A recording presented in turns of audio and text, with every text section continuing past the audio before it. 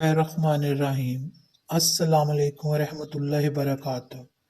محترم ناظرین گرامی، کیا آپ اس شخص کے بارے میں جانتے ہیں جو آج سے ہزاروں سال پہلے پیدا ہوا لیکن آج بھی وہ ہمارے درمیان موجود ہے؟ آج ہم ایک ایسے پراسرار بندے کے بارے میں جانیں گے جس کا نام حضرت خضر علیہ السلام ہے اور ان کی حالات زندگی پر روشنی ڈالی جائے گی۔ حضرت خضر کی کنیت ابو العباس اور نام بلیان ہے اور ان کے والد کا نام مالکان ہے۔ بلیان عربی زبان کا لفظ ہے جس کا مطلب احمد اور خضر ان کا لقب ہے۔ خضر کے معنی سبز چیز کے ہیں۔ یہ جہاں بیٹھتے تھے وہاں آپ کی برکت سے ہری ہری گھاس اگ جاتی تھی، اس لیے لوگ ان کو خضر کہنے لگے۔ یہ بہت ہی عالی خاندان سے تعلق رکھتے ہیں اور ان کے آباء و اجداد بادشاہ تھے۔ بعض عارفین نے فرمایا ہے کہ جو مسلمان ان کا اور ان کے والد کا نام اور ان کی کنیت یاد رکھے گا، انشاءاللہ اللہ تعالیٰ اس کا خاتمہ ایمان پر ہوگا۔ حضرت خضر علیہ السلام حضرت ذوالقرنین کے خالہ زاد بھائی تھے۔ حضرت خضر علیہ السلام حضرت ذوالقرنین کے وزیر اور جنگوں میں علمبردار رہے ہیں۔ یہ حضرت سام بن نوح علیہ السلام کی اولاد میں سے ہیں۔ تفسیر ساوا میں ہے کہ حضرت ذوالقرنین حضرت ابراہیم خلیل اللہ علیہ السلام کے دوست حق پرست اسلام قبول کر کے مدتوں ان کی صحبت میں رہے اور حضرت ابراہیم خلیل اللہ علیہ السلام نے ان کو کچھ وصیتیں بھی فرمائی تھیں۔ اس سے یہ معلوم ہوتا ہے کہ حضرت خضر علیہ السلام کا دور حضرت ابراہیم علیہ السلام کے دور کے فوری بعد ہی شروع ہوا تھا۔ حضرت خضر علیہ السلام زندہ ہیں؟ یہ بہت ہی اہم سوال ہے اور ہمیشہ لوگوں کے ذہنوں میں رہتا ہے۔ اس کے بارے میں بہت سے علماء کی یہی رائے ہے کہ حضرت خضر علیہ السلام زندہ ہیں، بلکہ ان کی ملاقات حضرت موسیٰ علیہ السلام سے بھی ثابت ہوئی ہے۔ حالانکہ آپ کا دور حضرت موسیٰ علیہ السلام سے کئی سو برس پہلے حضرت ابراہیم علیہ السلام کے دور کے فوری بعد کا ہے۔ تفسیر روح البیان میں ہے کہ حضرت یوسف علیہ السلام جو کہ حضرت ابراہیم علیہ السلام کے پڑپوتے ہیں، ان کے درمیان اور حضرت موسیٰ علیہ السلام کے درمیان 400 سال کا فرق ہے، تو اس لحاظ سے حضرت موسیٰ علیہ السلام حضرت خضر علیہ السلام سے تقریباً 600 سال بعد پیدا ہوئے ہوں گے۔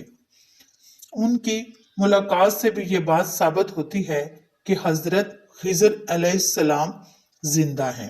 کثیر علماء اس بات پر متفق ہیں کہ وہ قیامت تک زندہ رہیں گے۔ شیخ عبد العمر بن اصلاح نے اپنے فتویٰ میں فرمایا کہ حضرت خضر جمہور علماء الساحلین کے نزدیک زندہ ہیں۔ یہ بھی کہا گیا ہے کہ حضرت خضر الیاس دونوں زندہ ہیں اور ہر سال زمانہ حج میں ملتے ہیں۔ یہ بھی اسی میں معقول ہے کہ حضرت خضر نے چشمہ آب حیات میں غسل فرمایا اور اس کا پانی پیا۔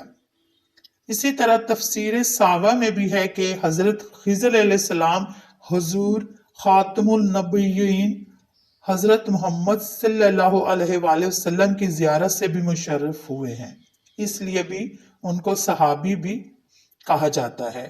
اسی طرح حضرت عمر بن عبدالعزیز رضی تعالیٰ عنہ بھی ان کی ملاقات سے یہ ثابت ہوتا ہے، اور حضرت خضر علیہ السلام نے ان کو بھی ایک نصیحت فرمائی تھی کہ اے عمر رضی اللہ تعالیٰ عنہ، اس بات سے بچنا کہ تو ظاہر میں تو خدا کا دوست ہو اور باطن میں ان کا دشمن، کیونکہ جس کا ظاہر اور باطن مساوی نہ ہو تو منافق ہو جاتا ہے، اور منافقوں کا مقام درک الاسفل ہے۔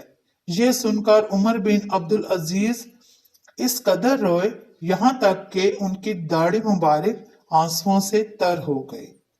بزرگان دین جیسا کہ خواجہ بہاؤالدین محمد نقشبندی مشکل کشا رحمۃ اللہ علیہ نے ان سے ملاقات کا ذکر کیا ہے اور ان سے تعلیم حاصل کرنے کے بارے میں بھی بیان کیا ہے۔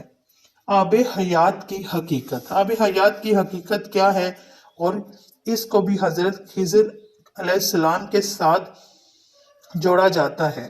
حضرت خضر علیہ السلام اور حضرت ذوالقرنین، آب حیات کے متعلق بہت سے اختلاف ہیں۔ بعض لوگ اس کو ایک افسانے کے علاوہ کچھ نہیں کہتے، کیونکہ آب حیات کا تذکرہ نہ تو قرآن میں ہے اور نہ ہی کسی صحیح حدیث میں۔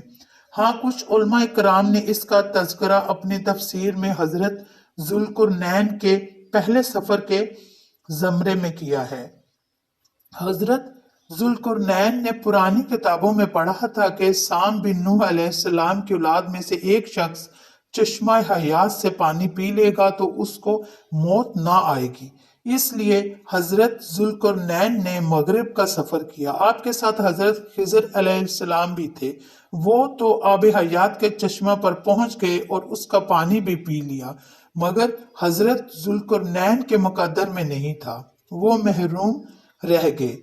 اس سفر میں آپ جانب مغرب روانہ ہوئے تو جہاں تک آبادی کا نام و نشان ہے وہ سب منزلیں طے کر کے آپ ایک ایسے مقام پر پہنچے کہ انہیں سورج غروب کے وقت ایسا نظر آیا کہ وہ ایک سیاہ چشمے میں ڈوب رہا تھا، جیسا کہ سمندری سفر کرنے والوں کو آفتاب سمندر کے کالے پانی میں ڈوبتا نظر آتا ہے۔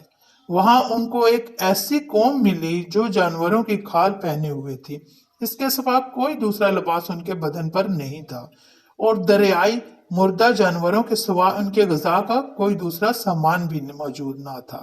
یہ قوم ناسک کہلاتی تھی۔ حضرت ذوالقرنین نے دیکھا کہ ان کے لشکر بے شمار ہیں اور یہ لوگ بہت ہی طاقتور اور جنگجو ہیں، تو حضرت ذوالقرنین نے ان لوگوں کے گرد اپنی فوجوں کا گھیرا ڈال کر ان لوگوں کو بے بس کر دیا۔ چنانچہ کچھ تو ایمان لے آئے، کچھ آپ کی فوجوں کے ہاتھوں مقتول ہو گئے۔